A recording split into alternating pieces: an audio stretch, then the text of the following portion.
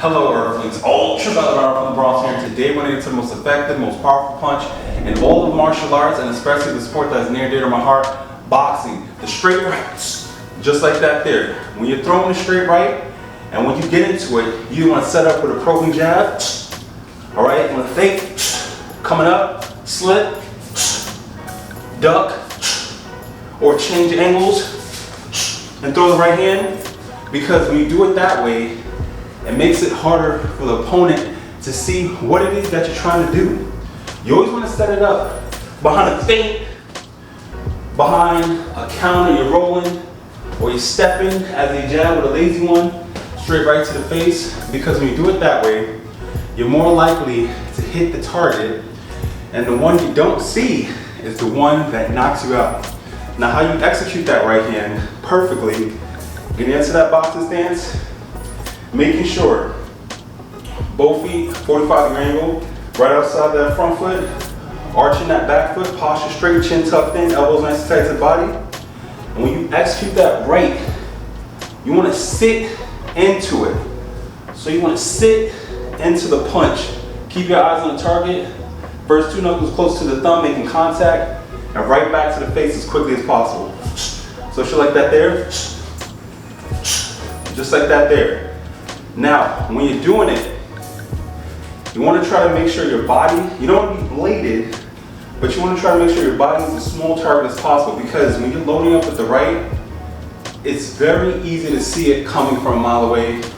Who's the king of that? Deontay Wilder, George Foreman, Sonny Liston. You don't want a person to know that all you got is that one hand, and you're waiting to throw it and catch him with it and knock him out. No. Because if that's all a person got to worry about, it's going to be very easy to try to nullify that hand or knock you out. Because you're going to get all caught up in that hand, you're not paying attention, something's going to come out of nowhere, and then you're knocked out. And some of the greatest boxers utilize that right hand to the best of their ability, like Floyd Mayweather, Muhammad Ali, Larry Holmes, Lennox Lewis. They really maximize the skill set behind that cross to ensure that they dominate the fight by utilizing the jab and setting it up for that right hand to come right behind it. So when you're doing that right hand again, you want to set it up with probing that left hand and then coming out, all right? Or double jabbing, and then coming back to the face there.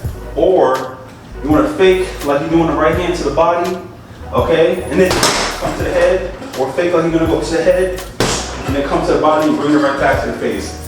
But the key thing is that you want to sit on that right hand.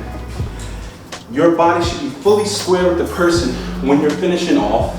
This left hand or right hand is going to be on your head, and it's going to be tucked in to that little nook right here, just in case they try to counter or throw something right back, because you never know what the person's going to do.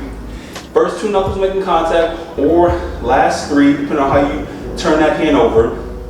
And again, you're sitting, hips should be parallel at the end, and you're fully rotating and pivoting that back foot and right back to the face. Now, if you want to see more videos like this, check out this video right here. If you like the video, please subscribe. Other than that, stay with peace and love, everyone.